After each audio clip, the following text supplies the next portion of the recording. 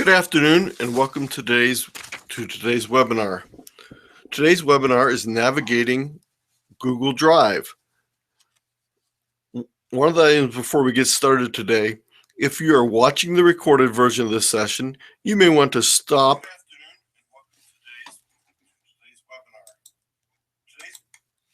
the session and go to tiny.cc/SPARCC224. That's tiny.cc/SPARCC224. From there, you can print out a copy of the item labeled Drive Map. It's a PDF file. You can follow along with that. So please feel free to pause for a minute if this is recorded. Back to our session. This session is part of a series of free webinars offered every week or two by SPARC, the Stark Portage Area Computer Consortium located in Canton.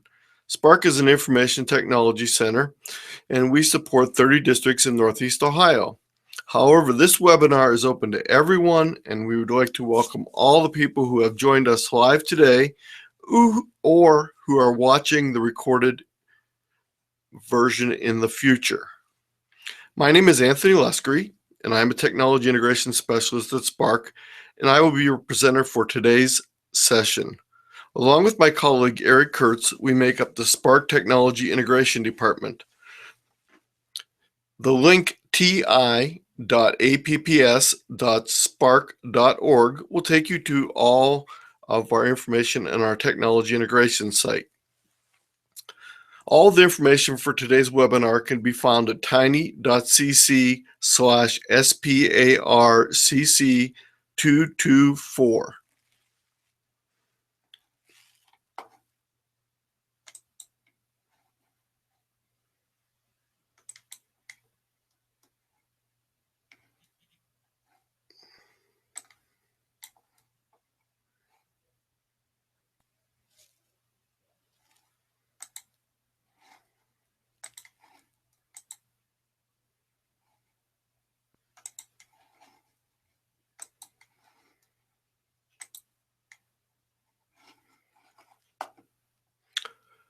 Please stand by for a few moments.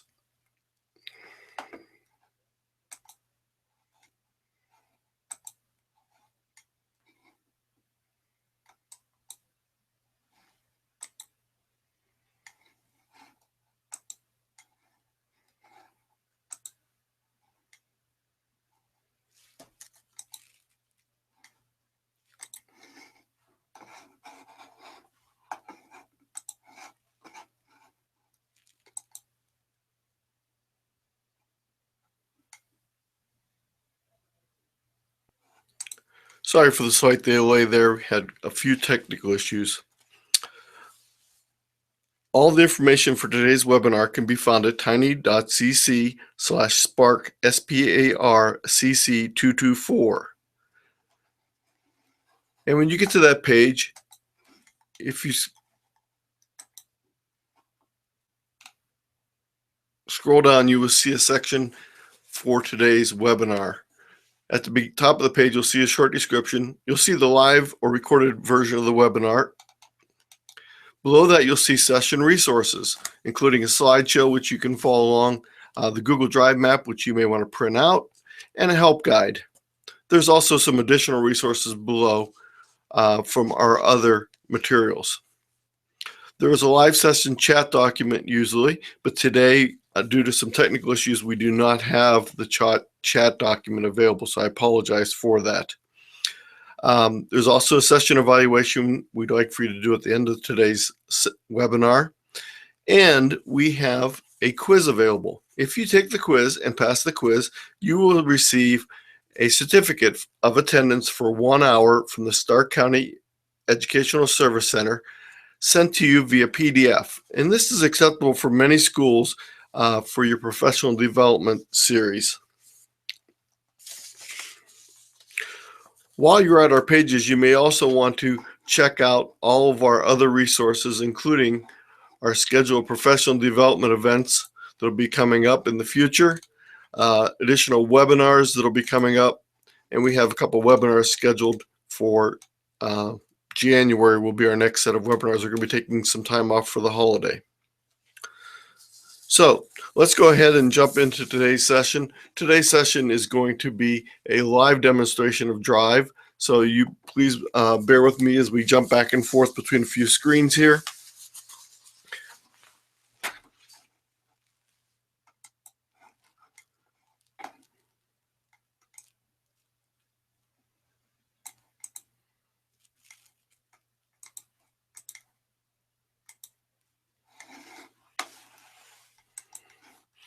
So I'm going to go into my Drive, and many of you are already very familiar with Google Drive. If you've been using it for a while, you're probably familiar with it. You may not have quite as many files as I have here.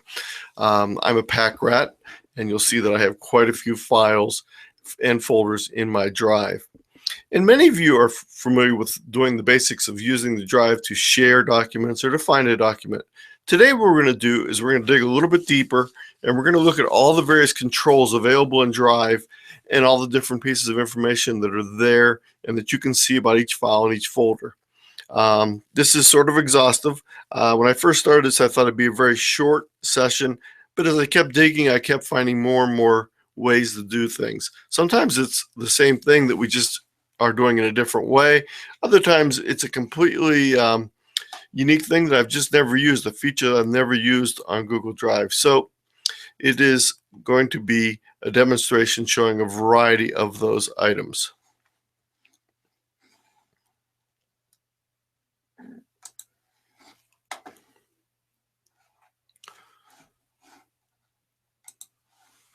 So let's start with our map. If you have your map printed out, if not, I'll point out the areas we're at, and you'll need to follow my mouse on the screen. Hopefully you can see that. The first thing we're going to look at is Section A. And Section A is actually not really much of anything until you log in deeper into a folder. And that is the breadcrumb trail. And you'll notice that I went into a folder called My Drive. I went into a subfolder called Districts. And I went into a subfolder called Alliance. And under Alliance, you will then see the files for that location. I can always go back up my breadcrumb trail to go to a higher level of my Drive folder. So it's just like My Documents. Again, we have a main folder. We can have subfolders. We can have subfolders inside of those. And we can even have subfolders inside of those. So again, the breadcrumb trail is just a convenient way to get back or find out where you're exactly at by just going up the top and looking at the breadcrumb trail.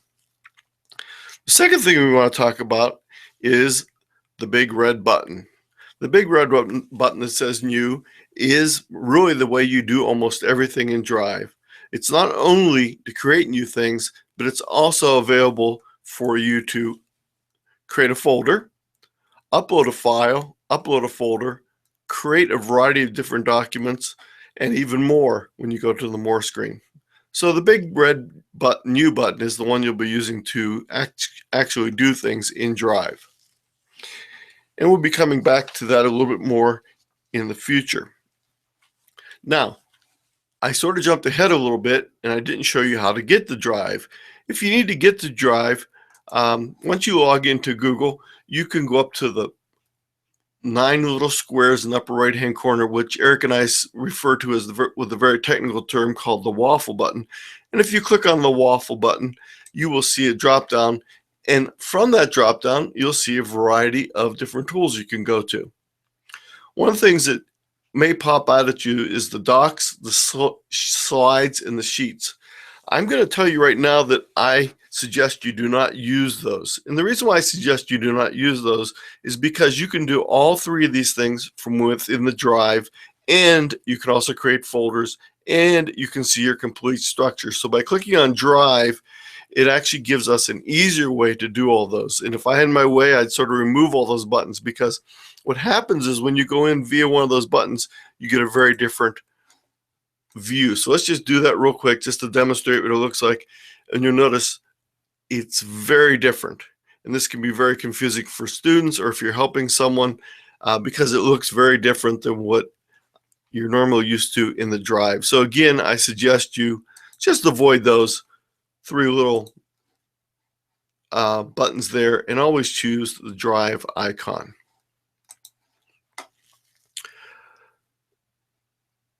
The next section I want to look at is the various folders on the side here. The first folder is My Drive, and that's the root or main folder of our Google Drive. Within that folder, we notice we have a little drop down to the side of that. If we click on the drop down, it will show us all the subfolders. Or we can just simply click on My Drive and it'll show the subfolders to the right. Just below that area is our second section, that's Shared with Me. But before we go to Share with Me, just want to show you real quick, we're going to jump ahead and jump to actually letter L, because you'll be seeing this as we go through. So I just want to explain it right now. You can always switch this view that you're seeing from a list to a grid. And we do this with the little button in the upper right hand corner. Notice right now it says list view. When I click on it, it goes to the list view. When I click on it again, it goes to the grid view. And I can keep cycling back through these. The grid view gives us little thumbnails. The list view gives us a lot more on the screen and a lot more detail for each of the items. So again, it's a matter of preference whether you prefer the list or the grid. So just to let you know that you can flip back and forth between those.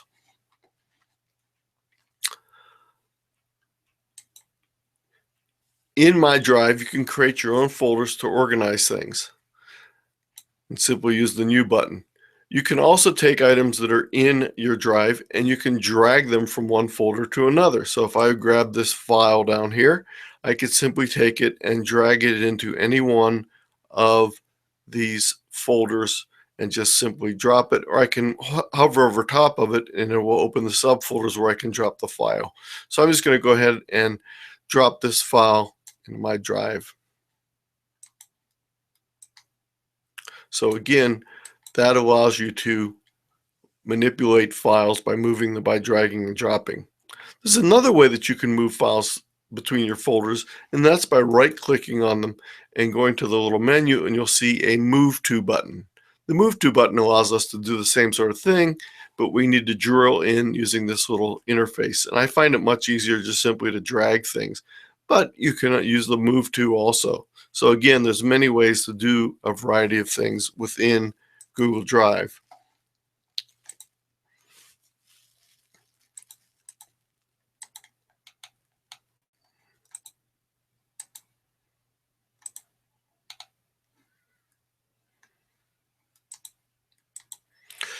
Now, the next thing we want to talk about is the search button up at the search box up at the top here. I have about 18,000 files, and you say, Anthony, how do you know you have that many? Well, you can go into the administrator panel and see approximately how many files a user has, and I know I had over 17,000 a couple months ago, so I'm sure I'm over 18,000 now. So I have a lot of files. So sometimes it gets kind of hard to find a file. So we can simply use this little search box. We can type in the name of a file that we want to find. Let's say we want to find 101 searching. Click on the search button and it will find things that have the word 101 in it. One of the things that's very interesting is it does not just look in the title of the document, it looks in the contents of the document also. So you might see something and you say, well, that doesn't have 101 in the title. Here's 101 in the title, but these other ones do not. And that's because there's greater than 100 listed somewhere within that document. Even PDFs. And we'll talk about PDFs a little bit later and how Google can change a PDF into a word processing document. But just be aware that it's actually already scanned your PDFs to find words that you might want to search with. So when you're doing searching, it brings up files that are not only the title, but also may reflect on the contents. So that's a simple search. We can also go down and choose a variety of different document types if we want to limit our document types. The most powerful thing we can do though is we go over to the small drop down button, and you notice that it's next to our blue magnifying glass, and we move over on this little drop down button, you'll actually see this says search options. I'm going to go ahead and click on that and expand this, and some of you may be familiar with this, but in the last week it has just changed. And that's one thing that always happens. We create our webinars. As soon as we start getting materials ready, Google decides to change, improve something, or change it just enough so that it looks a little bit different. So I have new fresh screenshots available of this in the webinar slide presentation. From here, we can do many of the things that required us to use special advanced syntax just a few weeks ago, but now we can do it from right in the search box. So you notice we can choose what type of file we're looking for, including a folder.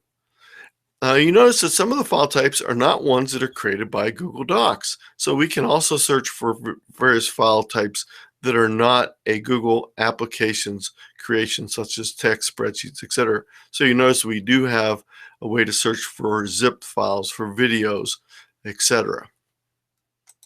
The second thing we can do is drop down and we can choose a date that it's modified. So if I want to find everything was modified today, yesterday, in the last week, in the last 30 days, in the last 90 days, or I can simply choose a custom date and I can choose between two dates. So I could choose between December 1st and December 8th, and I could search that way. Now, you may have noticed that these are additive. So in other words, I can choose to set each of these to a specific search criteria, and those search criteria will continue to add up. So now I'm looking for text documents that fall between that specific date. I can also add different items down here. I can put in an item name. If I put an item name in, that'll look specifically in the title of the file as opposed to looking through the whole file. If we want to make sure we're just looking in the contents of the file, we can put it in the spot where it says has words. And you don't see anything indicating it here, but if you want to find an exact phrase, you'll need to put the exact phrase in quotations, just as you might do when you're doing a regular Google search. So by putting things in quotations, it'll show you an exact phrase, or you can simply just type in some words and it'll look for those words in the document. They don't need to be consecutive. So you can put a couple words in there to help you find the document. The next item we can do is we can choose who owns the file, whether it's owned by me, whether it's not owned by me, or we can even choose a specific person. When we do specific person, we need to put in the person's email address or their name, and it pulls this information from our contact list. So as you start typing something in, you're going to see that it'll start to show up different names in our list here. At least it's supposed to. Maybe it isn't showing it from our contact list. As I said, this is new and I have not really tested that out completely. But if you put an email address in there, it'll search for people at that specific email address. Down here under shared with me, again, we can put an email address in for a specific person and we can find out a document. So if Eric shares a document with me, I could put eric.kurtz in here and I could find documents that are shared by Eric to me. We're going to remove all these other items here so we don't have these criteria imposed upon it. I'm going to go ahead and take that out. And now the other thing we can do, the last thing we can do is we can look anywhere. In other words, I can look in my regular folder, I can look at my starred folder, which we'll be talking about later, and I can look at my trash, which is something that when you do a normal search, it normally does not look in your trash. So if something might be in your trash, you need to look there specifically. So I'm going to hit the search button. And none of the files match my criteria because I think I had a few too many items in here. Oh, I misspelled Eric's name. Let's just fix that right up here on the line. Again, you could enter these directly into the line. You do not need to use the selection box. And again, I'm not getting any files, so I need to check why I'm not getting any files. So let's just make sure we have it here. We'll just do this. We'll instead find the owner of something.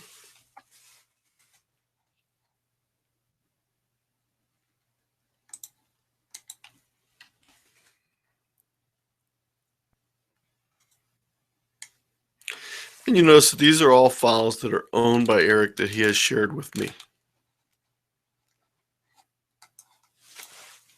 So let's get back to our main drive again by clicking on the drive button, and let's continue our tour. We could spend a lot of time on the search. Just one last thing before we go on any further in the search. There's a whole set of search syntax, and it's available in your document section under the slideshow. There's a whole list of the syntax you might use, or you could also go up and use the help button. And the help button is under the top here under settings, and then you'll see that help is one of our choices for drive. So we could search for it that way if you don't remember the syntax that you want to use for a specific search. So let's continue our tour, and let's move down just below my drive to the shared with me folder. Now these are items that have been shared with me by other people. And you notice that I have quite a few here, and they are automatically arranged in reverse chronological order. So today, earlier this week, earlier this month, etc., etc. Now, one of the things that I find some people trying to do is they try and organize the files in their shared with me folder. Please do not try to do that, because it will not work. It's going to keep resorting them again. If someone reshares a file with you, changes a file, this is not the place you want to sort things. So this is my little analogy, is think of your shared box as your mailbox out at the street. And when you go out to your mailbox, you can carry your mail back in the house, or you can start opening it up on the way in. Unfortunately, when you start opening your mail on the way in, you may drop something. You may lose something, something very important. So what I suggest is take your mail into the house first before you start working with it. And the same thing with the shared with me file. I suggest that you take your items as are shared with me and move them somewhere where you'll know where they're at and you can organize them. The easiest way to do that, and there's a couple of different ways, we can right click on it and we can choose to add it to my drive. Add to my drive. You'll notice the window that comes up looks very similar to the move to, and notice right now it says move to my drive. I can choose the folder I want it in. Once I choose the folder I want it in, I can click on the move button and it will move that file. Now it really doesn't move the file, it just makes a copy of it. And actually it doesn't even make a copy of it, because all the Google files are simply web addresses that point to the stored files in the cloud. So the file is not really there, just the link to that file is what you're working with in all these cases. That's why you can actually have a file in more than one folder, because it's actually just a pointer to a file. It's not the file itself. So again, don't try and organize your shared with me. Move your items into my drive so you know where they're at and you can work with them from there. In addition to using the move, right-click move choice, we can also take a file and we can simply drag it over and drop it wherever we want in our drive. So now I have that file in my drive under the AAL. It's many things in there, as you can see. And it's still in the shared with me section. So it never goes away from the shared with me. So please do not try and organize or sort your shared with me. You can search through it, but don't try and organize within it. Next item down is the folder that says Google Photos. Now, Google Photos are different than Google Images. These are photos that you've taken or that you've uploaded to your computer. Now, one thing you can do is you can tie your Android account, or tie your Android device or your iPhone device to your Google Apps Drive account. And what will happen is your pictures will then automatically move into your Google Photos when you take photos. Or you can choose to upload them manually. Or you can even have a copy sent to you. You can put it in from attached mail. But again, these are usually things that are pictures or drawings or things that you've created that are put in there. It's not Google Drawings. They're actually images. Now, there's one thing about Google Photos that's a little bit different than the other areas. Remember earlier I said, when you're going to your Drive and you want to do a doc, a slide, a sheet, use the Drive button. The one exception is Photos. Use the Photos button when you want to work with photos, because when you use the Photos button, you notice that you get a lot more controls and a lot more features within that to work with your photos. So that's the one exception to my general rule of using the Drive to work with everything, and that's with photos. The next section down is probably one of my favorites, and that's recent, because when I'm looking for things I've worked on recently, the easiest way to find them is go into recent. So you'll see that I worked on today's webinar a little before today, and I also created a spreadsheet with the syntax for the searching in there, so you can see all of the items I worked with recently. And again, it's in reverse order from the newest to the oldest. You do not need to do anything to get things to go into recent other than open them. If you open something, create something, it will show up in your recent folder. You can't really put things there, they go there automatically. Now, our next section, starred, is another way to find items that are important to you. And with starred, we can choose to place a star on an item, and then it will show up in our section.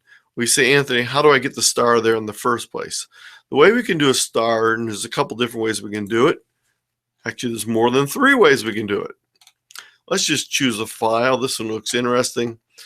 Let's see. Let's find a word processing document. Okay, here we go. I can simply take this Google certified document, right click on it, and you'll notice that I can add a star.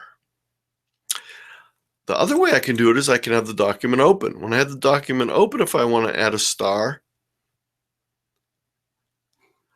I can go up here, and we're going to have to wait for this to load. I can go right up here next to the file name, and you'll notice that there's a blank star. When I click on it, it puts in a yellow star.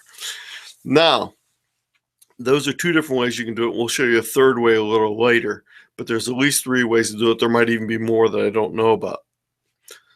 Many of you are probably used to using the stars for Google email, for your Gmail account. And in your Gmail account, one of the nice things you can do is you can turn on different stars. I think there's 8 different colors available. Unfortunately, in Google Drive, there is only one color available, and that's yellow. And you cannot even go over to the settings button and turn on additional ones like you can in Gmail. You're stuck with just yellow. The other thing about a star is when you share a document with a star with someone else, they don't see the star. In other words, you cannot force a file to be starred with the person you're sharing something with. So the stars are something internal only to you. But the nice thing about having something starred is once we put the star on it, if we go back to our Google Drive, we can always go to our folder called starred, and you'll see right here is the file that I just added a star to. Now, if you want to remove a star, you can do the same thing in reverse. Excuse me. By the way, I chose a little large of a document open here. I can simply click on it and the star will go away. And once I do that, when I go back to my Drive and look at my starred folder, you notice that, boom, one file disappeared. So the starred is a good place to put things that are really important and you need to get to quickly. So starred is something that can be very useful. Right below starred is our trash. Now, if you're using a non-school Google Apps account, a personal Gmail account, or a business account, down here it would say something on the order of 12 gigabytes of 15 gigabytes used, because that's what you get with a standard Gmail account. You notice we don't have that here. It's missing. It says I have 14 gigabytes used up here, but it doesn't say of what total. That's because Google Apps for Education accounts have unlimited storage. So there is no limit on the amount of storage that you can have. So my 14 gigabytes, if I had a standard Gmail account, would be sort of about getting up near the top of all it would hold. But because this is a Google Apps for Education account, it can hold things it can hold any number of items in any amount of space. So don't worry about your space. And actually, because I'm a pack rat, I hardly ever throw anything away. When you put things in the trash, you can always get them back. So if we take something and drag it to the trash, or if we right click on it and we move it to the trash, we can do that. Now right now I'm in the trash, so these are my documents that are in the trash that you're seeing. You can retrieve items from the trash for up to 30 days, and your Google administrator can usually retrieve them even further back than that. But I don't even do that. I don't put items in my trash. I have a special folder in my drive called ZZZ Old Trash, and the only reason it says ZZZ is so it'll sort at the end alphabetically. And what I do is, if there's any chance I might, by any possibility, ever want that file again, instead of putting it in the trash, I just drag it into my ZZZ Old Trash, and that removes it from my view, so I don't have to worry about seeing it all the time. I can simply move it there. It's out of sight, out of mind, and because I have unlimited storage, I don't need to worry about it.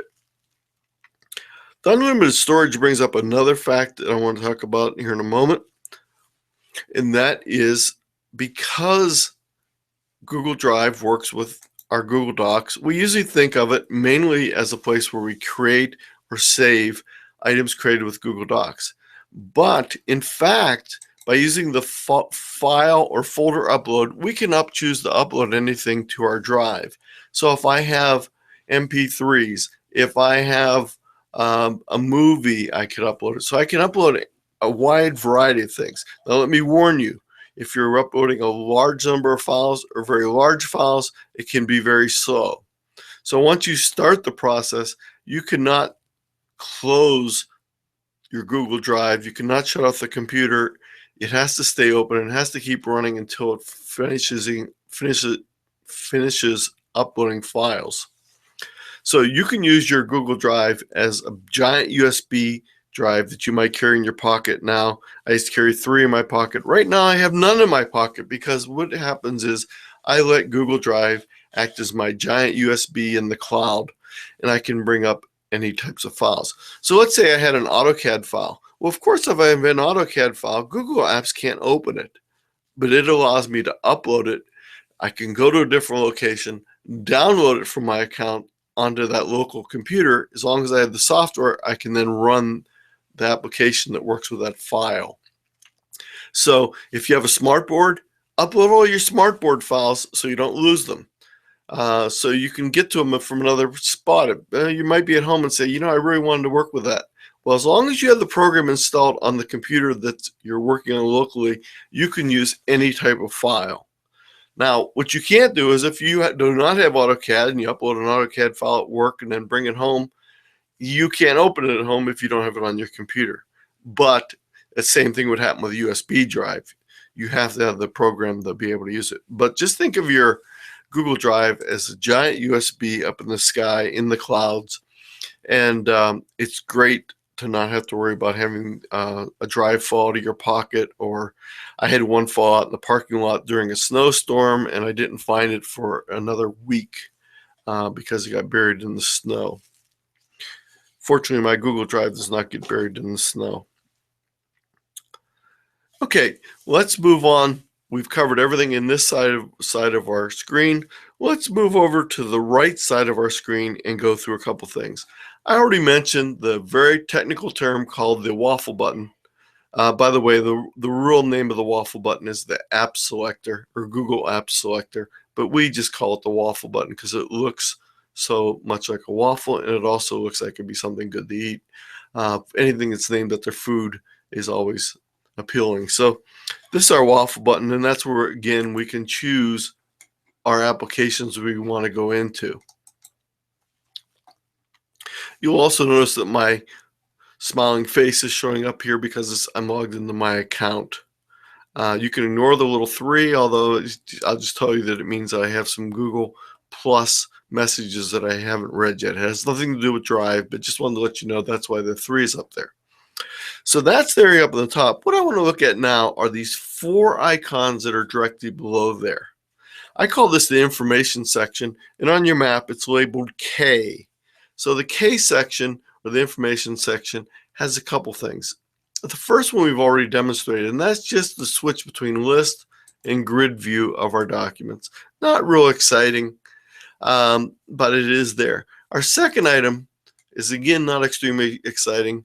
It's the sort options. And I can sort by last modified, modified by me, last opened, or the default is sorted in alphabetic order by name. Now I can do this, but I can also do that another way, and I usually tend to do it that way. If I want to find the last modified, I can simply go to the top of the column that says modified, click on that, and it will do the sort for me. Or I can go to name and it will do the alphabetical sort. Now, when you do an alphabetical sort, it's just like in my drive, you're going to see all the folders first and then all the documents with those names. So we go ahead and click on this one more time. And again, you'll see the folders always come before the file names, and then this is in reverse order. So again, we can just click on the top on the name, the last modified. What we can't do is we can't click on the owner. So there's no way to put them in, sort them in order by owner, but remember we can do a search and find files that are owned by a specific person. So you can see there's some Eric Kurtz files here, some Spark Online files, but most of these folders are my own. But you'll see as you go down through here, there's other files that are owned by other people. So these first two buttons are there, but they're not real exciting. The next button is pretty exciting. And I already had it turned on, so I'm going to turn it off again so you can see it. It's called the View Details button, or I call it the Information button because there's a little eye there. So let's go ahead and click on that, and it opens a window right here telling you information about a file or a folder. So let's go on the left here and find a file to take a look at. Let's look at this spreadsheet right here. So we'll click on that. And when we click on that, you'll see over here it gives me the title of the file that I'm looking at.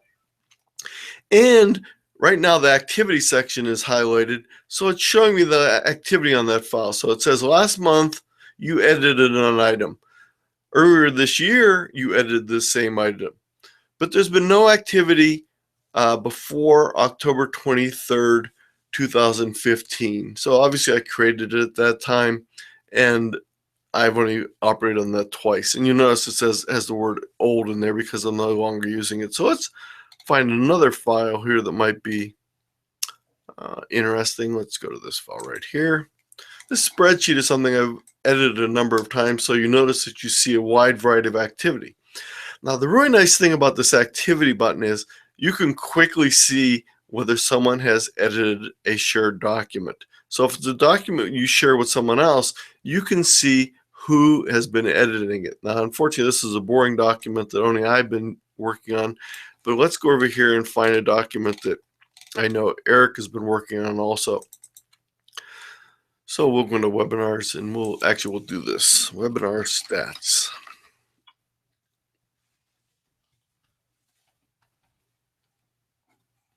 There it is.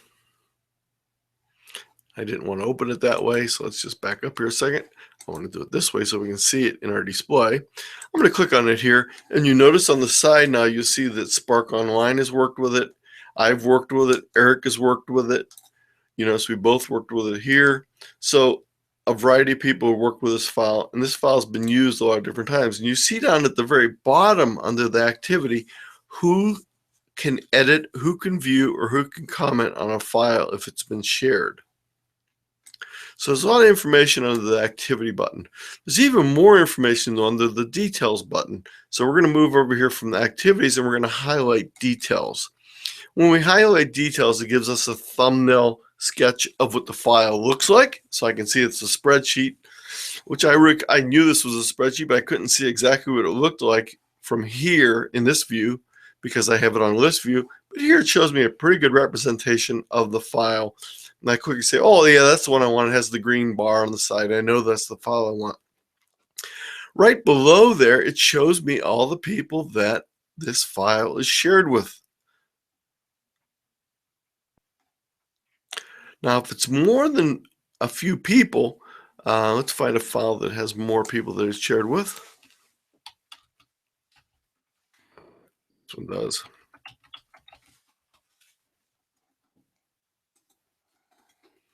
No, this only has one person, but this does show me a second thing. When you share a file publicly, it can't know everyone that's shared that document is using that document because you've shared it with anyone who has the link or anyone who can find the file online or anyone in your domain that has the link. So again, when you do public sharing, either public sharing within your domain or public sharing to the entire world, you'll see this little green thing. And when you hover over it, it says, anyone with this link can view this file. So it even tells you what kind of privileges. If everyone was able to edit it, when I would hover my mouse over it, it would say, anyone with the link can edit this file. So again, the green circle with the little link on it means that that file has been shared with people, not specific people, but people in general. In other words, everyone at my domain or everyone in the world. When I share a file that way, it'll show this little link on it.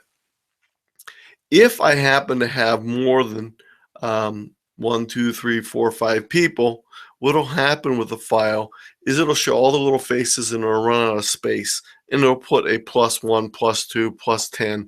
So if a file is shared by a large number of people, and I think I have one here handy, let's just take a look real quick and see if this comes up. I may not. Yeah, this particular one is shared by 10 people. So when you look at this one, you'll see that it is shared by 10 different people. So I'm going to make a copy of this file and I'm going to open it up in my other.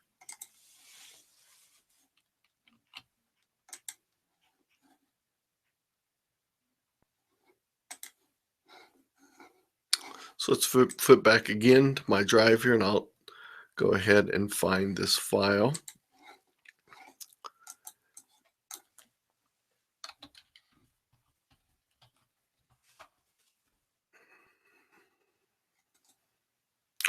So notice on this file that there's a large number of people, and there's actually 2 more people than even show up.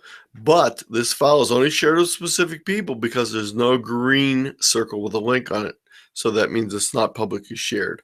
And you notice down here, we can see the owner of the file, the last time the file was modified, who modified the file, who created the file, what it was created with, and we can also add a description down here. If you click on this little pencil, you can add a description.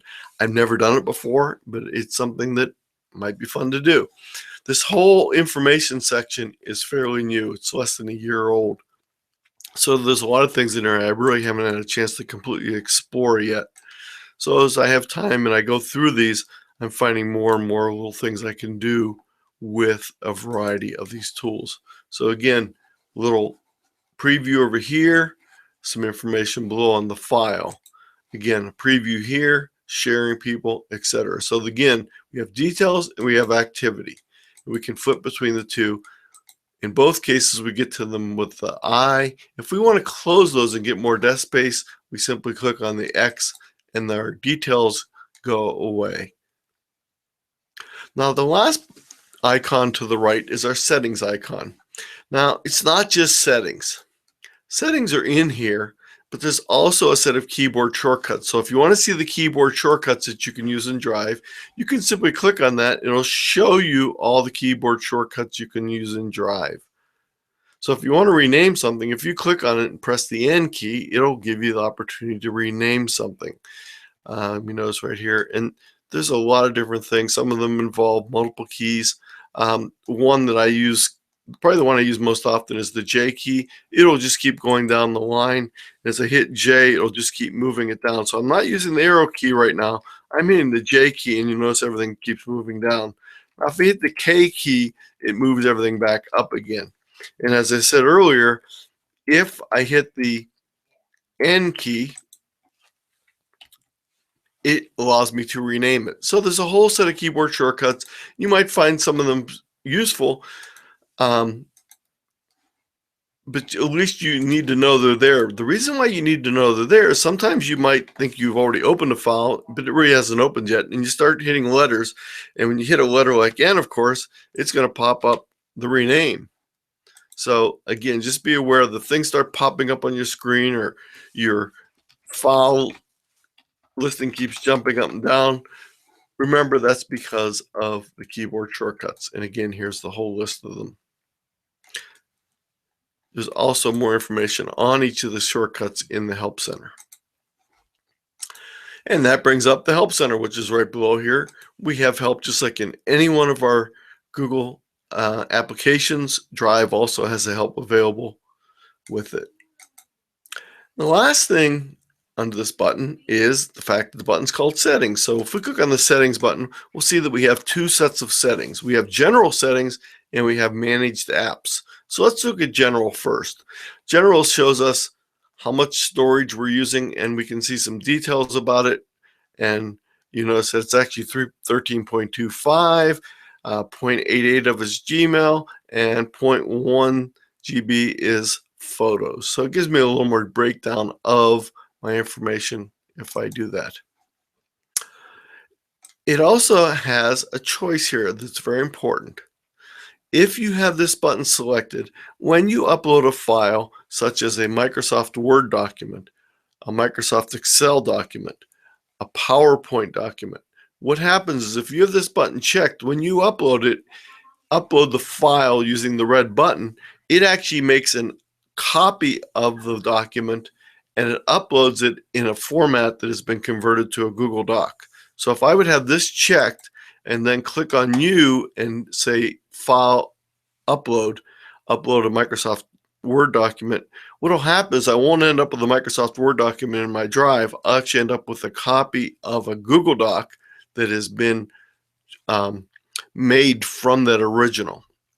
Now, the reason why I don't like to have this checked is because if you do this, you don't get the original copy also.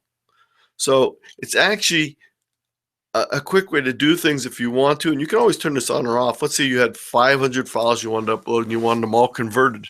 You can click and turn this on, go ahead and upload your files, and when you're done, you can come back here and uncheck this. I'll show you how to convert the files in a few moments here manually. The other items here, if you want offline syncing, you can do this and it will keep a cached copy of most of your files on your local machine. This is handy if you're using a device such as a Chromebook where you have to have a web connection normally. By using an offline sync, you can use this and you can work on a document when you're not connected to the internet. When you reconnect to the internet, it will then resync that file and put the most recent version in your My Drive. Now, I would suggest you don't do that on a public computer. Don't go to the library and go to your account and turn this on, because that means it's going to leave copies of your files on the hard drive that's not yours, and they might be found and opened by other people. There's a density setting, comfortable, cozy, and I'm always the compact guy because I want to squeeze more files in as I can. But if you like them spread out, you can choose comfortable. And there's only two other settings right here. One is to create a Google Photos folder, and I have it set up so that it does. And then there's some information on privacy. If we move over to the left under Manage Apps, this actually is something most of you have probably never looked at. It shows all the applications that are installed, including add-ons and some extensions. So you notice right here, Flubaroo, which is an add-on for Google Sheets that's used when you're doing self-grading of forms, you notice that it shows up here, in addition to the fact that it shows up within your spreadsheet. And from here, you can also choose options such as disconnect from Drive. If you do this, that'll stop working with your files. If you have multiple things, you can choose to use them by default. Again, this is something you probably don't want to mess with a lot unless you're familiar. But for example, Google Forms, I always want to open Google Forms with Google Forms. So I don't want to uncheck this use by default because that's what I want to use. But you can change these settings if you wanted to, but stay away if you're not really sure what you're doing there. These, much safer. Let's go ahead and close the settings here and let's move on to our next section. Now, remember earlier I talked about the fact that you could upload anything and you could convert things. So let's say we have this file right here that I've uploaded, and this file has a big blue W on it. It doesn't look like a Google Docs file. It looks like a Microsoft Word file. And in fact, it is. And if I double click on this, you notice that it opens it up in what's called the preview screen. because it was not created with Google Docs. There's no application that can open it up automatically. So it just shows me in this preview screen what it looks like, and I can do things in here. We'll come back to this preview screen in a few minutes, but what I want to show you right now is I'm going to close this preview screen, and I'm going to show you the way I can convert a file manually. If I right-click on the file, you will see that I have a choice called Open With. And if I choose to open it with Word, it's going to open it with my desktop version of Word. So that means if I carried this, if I did this file at work, went home, opened my Google Drive, clicked on this, if I have Microsoft Word installed on my computer at home, I could actually have it open from here. Now the nice thing is if you have it open this way, you don't have to worry about changing the file when you're done. Because if you would download the file first, make a change in Word, and then upload it, you would have to upload it when you were done, or you'd end up not having the most recent file. This allows it to stay in Drive, be opened up with Word. Now, Eric has just done a webinar, actually has a webinar coming up on utilizing this type of tools within Drive so that you can work with Word documents, Excel documents within Drive without converting them over. But what I want to do right now is I actually want to convert this document to a Google Doc so that I can open it with and work with it in Google Docs. Now, convert is not really an accurate term because when I click on this, it's going to open it up in Google Sheets, but what it does, Google Docs, but it really doesn't get rid of the original. So if I go back here and look, you're going to see I still have the blue W here, and right now, right below it, I have another one. So these files are named identically, but this is a Google Doc, this is a Word document. And if I open this up, you'll see that it is a Google Doc, and again, we can tell from the little corner over here that it's a Google Doc because it doesn't have the W. Notice the colors, though, are the same. Now it's a Google Doc. I can do anything with it that I might normally do with a document. And because I don't really care about this one because I have a copy, I could go through and make any changes I want to on this, and I can work with this. Now, you notice it didn't get rid of the DOCX. And you're saying, well, that's only something in Word. Well, Google doesn't care about endings, so it just leaves it there. So I might want to take that away so I know that it's not a docx file. You don't have to, but I just can. Now that also brings up another point about Google Drive. On my documents on your computer, what happens if you have a file already named Bob and you upload another file called Bob, or you create another file called Bob? What's going to happen is you're most likely going to overwrite the original one because you can't have two files named Bob in the same directory on the same computer. Well, Google Docs is very different. And the reason why it's different is, even though it says this file's name is 2015 YES program, that's not really the name of the file. The true name of this file in Google land is actually right here, and I'm going to highlight it. It is a 43-character, upper, lowercase numbers, symbols, etc. So that means that that's the file name, and that file name is unique to that file. And the number of possible combinations is 43 to like the 60th power because of the number of, 60 to the power of 43. So it's just an astronomical number. So you don't have to worry about a file running out of file names.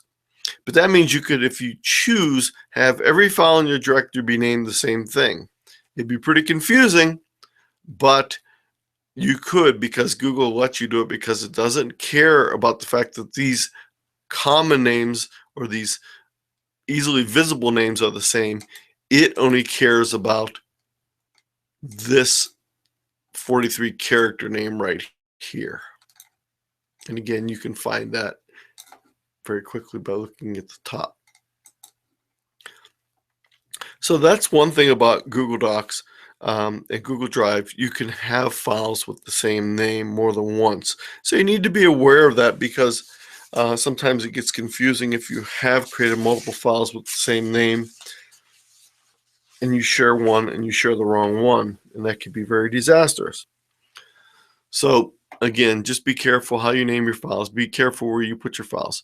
I want to mention a couple things that really are more in our webinar entitled Sharing and collaborating with Google Drive, which goes much more into the sharing than I've done today. But what I want to mention is when you look at your Drive and you look at your folders, you will see that some folders have a little person's head on them. If they do, that means that folder is shared with someone else. That means also that all the files inside of that folder are shared with the same people. So if a folder is shared and you move a file into it, or you create a new file within it, it's going to automatically carry the sharing forward. So sharing is inherited. And notice it popped up a little warning say, hey, if you create this in this shared folder, it will have the same permissions as the folder. And you can cancel it and you can go back and create it in the root of your drive if you didn't want it there. But notice that if I say OK, that file is going to have the same sharing privileges as the folder that it's in. I'm going to use my little breadcrumb trail to go back here and take a look at the folder. And there it is.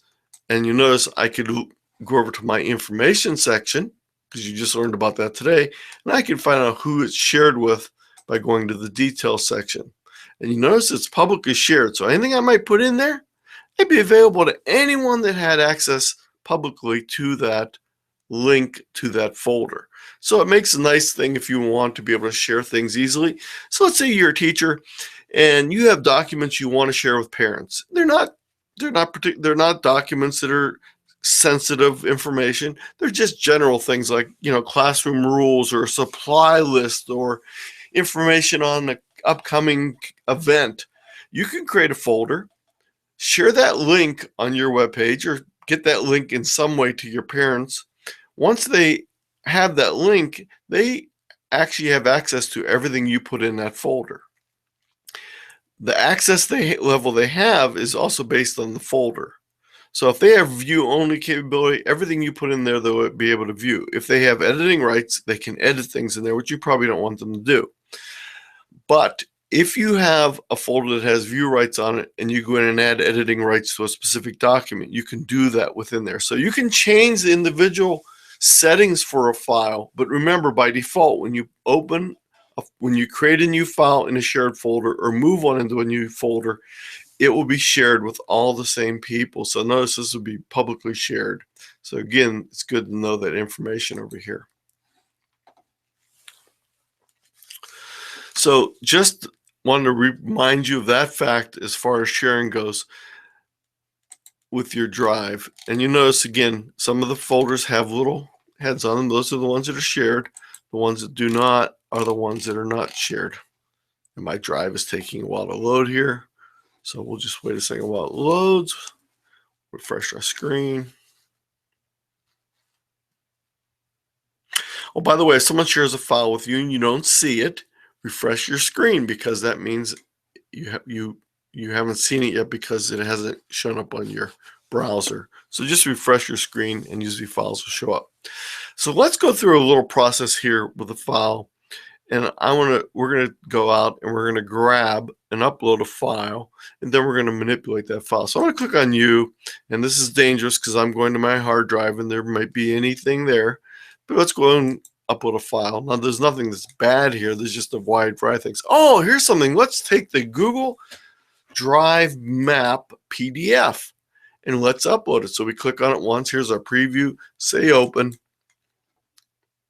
And you notice down here, you can see it uploading. It was pretty quick. If I had a bunch of files or a whole folder, they would be showing the progress bar on each one as it goes along. Now I can actually act on this file right here by clicking on the blue link down here. So if I wanted to open this, I could open it directly from here. Or I could go back and find it where it's in my documents. I'm just going to open it from right here because it's just simpler. Now guess what?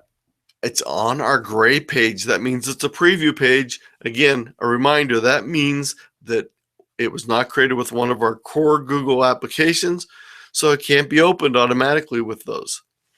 But let's take a look at this preview page and let's look at some of the details. You notice there's none right now, but when I move my mouse over top of the areas, magically you'll start seeing things appear. So when I move my mouse to the top of the screen, you notice in the far left, it has the title of the document.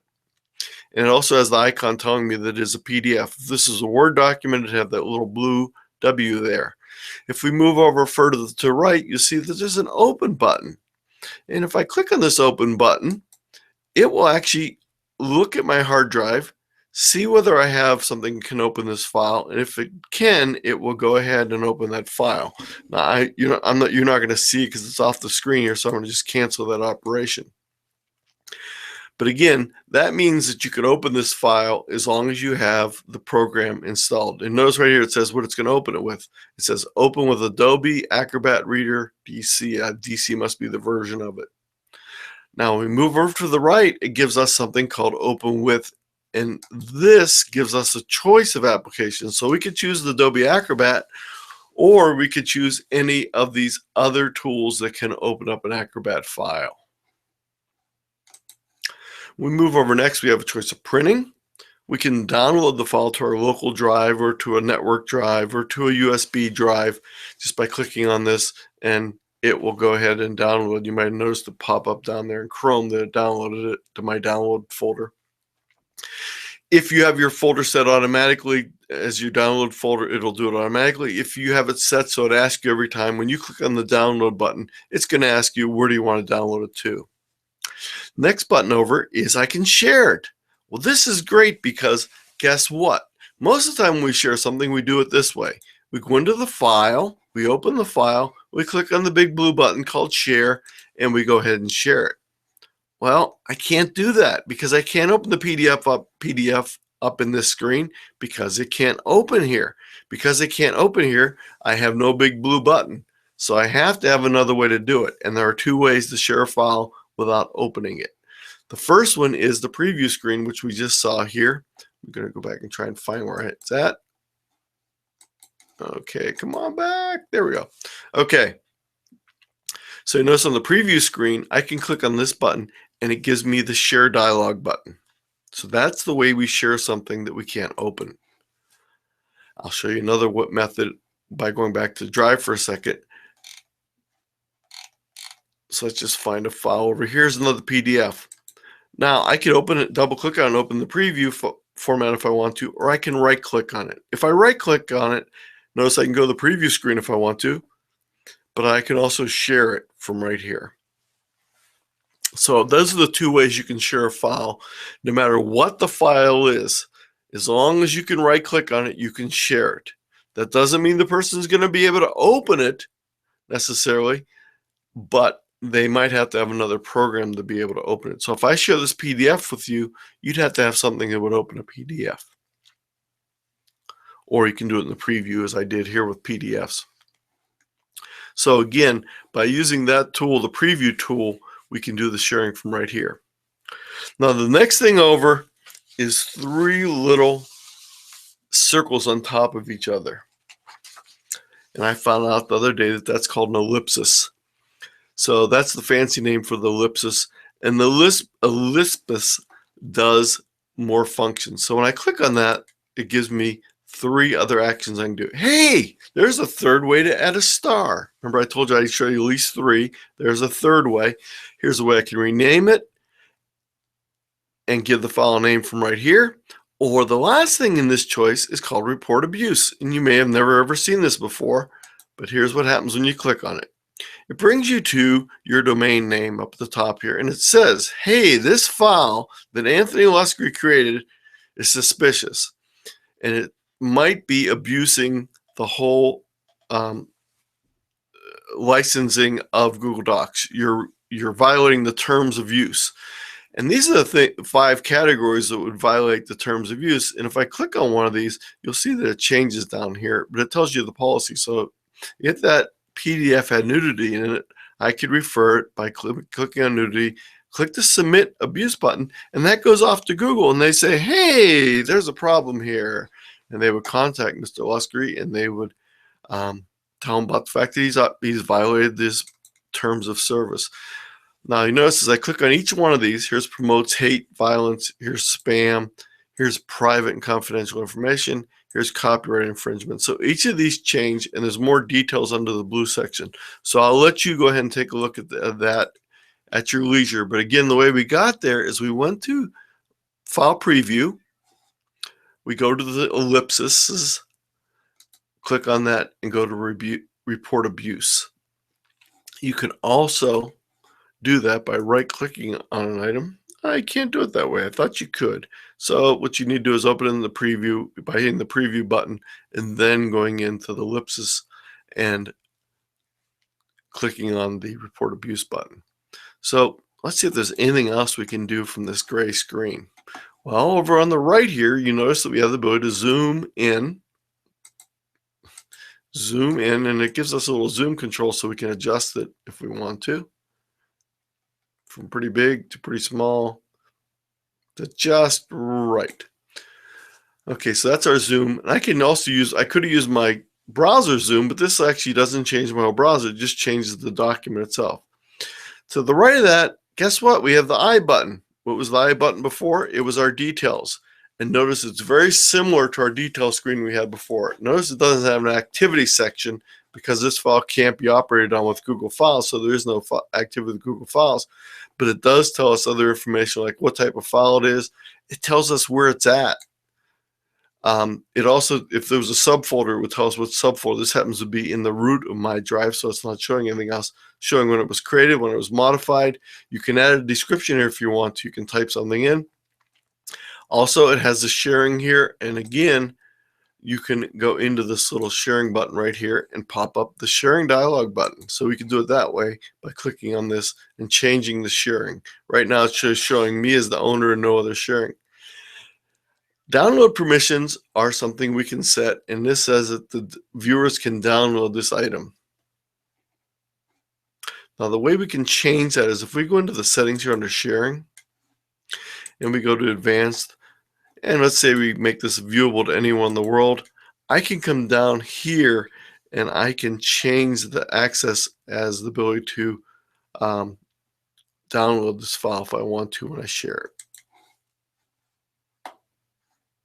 Right at the very bottom here, you notice I have two buttons, two check boxes. One says prevent editors from changing access, adding new people, in other words, sharing with other people. Or I can disable the options to download, print, and copy the document. So that means they wouldn't be able to print this if I wanted to, or they could make a copy of it. So we're just going to click done there because I don't want to change that. But again, notice that was our I. We're going to click the I again to close it. We have two last buttons left. We have the pop-up button. Now, all I can tell you about the pop-up button is Google's had a number of uses for this button. And the best I can describe it right now is it's in a state of flux. In other words, it really doesn't do a whole lot of things. Most of the features of the button have been removed, and its features are in a state of flux. If I click on it, it doesn't do a lot, does it? It just popped open the same thing again. So right now, for all practical purposes, the pop-up button is pretty much disabled.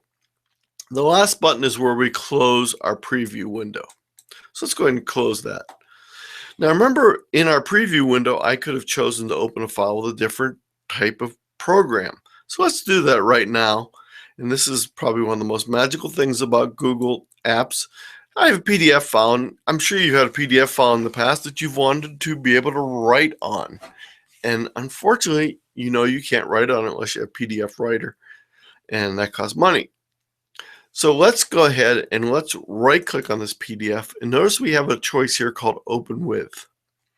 If I go to Open With and I choose to open it with Google Docs, what will happen is it'll click there, and what it's doing is it's doing optical character recognition, OCR, in the background. It's going to take a few minutes because this is, I think, a long document. By the way, you can only convert a document up to 10 pages long, and I'll tell you a way around that 10-page limit later. But what it does is it gives you a copy of a picture. Notice when I click on it, it's actually in a frame. This is what the page looked like in the original PDF. The next page will show us what it converted it to, and you notice that the formatting is slightly different, but all the text is there. And the OCR is very good. Occasionally it'll give you some letter problems. I know sometimes when you have an L and an N next to each other, it reads as an H, and there's a couple other combinations. If you have standard fonts and they're not too tiny It usually does an extremely good job. It'll even work on handwritten notes. So you can have a handwritten note as a picture. You can open it with Google Docs and it'll run OCR on it and it'll try and convert it. Depending on how well you print, your mileage may vary. So you notice if I go through this document, again, the next page is a picture of the second page, and then the next page is actually the OCR version of the second page. Oh, remember what I said before? You can come in here and you can change it. We can delete that. We can add some stuff. So you notice now it is a Google Doc. We can tell that by looking up in the corner here, the little blue thing, and we can write on it. Now, just as before, when I was talking about converting that Word document, it doesn't really remove the original. So here's our original. Here's our converted version right here. So even though it runs OCR, it doesn't get rid of the original one. So you don't have to worry about that. The original is still there. But again, the way you do that, right click, open with, and you can choose to convert it. You can also do the same thing with an Excel file, a Word file, etc. They don't have to run the OCR, they just convert the other way. So here's a Excel file, right click on it, open with. I can choose Google Sheets and it will open in Google Sheets. And by the way, it does a pretty good job. Don't have enough time to discuss all the various things that change when they're done, but there's just a few little things that typically change. This one looks like it came over just fine, and it was pretty complicated, but so it looks like it worked. So again, we can open our documents by going through that route. Well, we're almost out of time here. Actually, we probably ran over a little bit with the technical delays. So let's sort of close things up here for today. Just want to remind you of a couple things. Again, whenever you need any of the information, this webinar is available at tiny.cc/sparc, SPARCC 224. And again, you can find that also by going to our website, ti.apps.sparc.org. Again, that's ti.apps.sparc.org. I'll make that big so you can see it. I think that's big enough for you to see it. And this address will get you to all of our technology integration information. And from this screen, you can see the home page where we have all these links available. By the way, check out the technology links and information resources page, also known as the Web Resource Hoarders website. You'll find lots of good stuff there. Below that, though, you'll find our schedule of all upcoming professional development. So if you click on that, you'll see the upcoming webinars. We already have a lineup for January ready to go. So please feel free to go there. And then we also have a section called Past Recorded Webinars. When you click on that, you'll see all the webinars Eric and I have created, and we're getting up over 25. So if you don't have Netflix, you don't have Amazon Prime, and you need something to do on a weekend or over the holidays, you can binge watch our webinars, and you could get 24, 25 credit hours by binge watching our webinars. So again, if you're really desperate and you need something to binge watch, we're always there. Going back to this page real quick again, you'll notice that we have contact information available for us. And we also have a newsletter called Sparklines. If you subscribe to this newsletter about once a month, maybe once every 3 weeks, we will send out information about professional development opportunities, including our webinars, but other things such as the items on our calendar concerning various conferences in the area.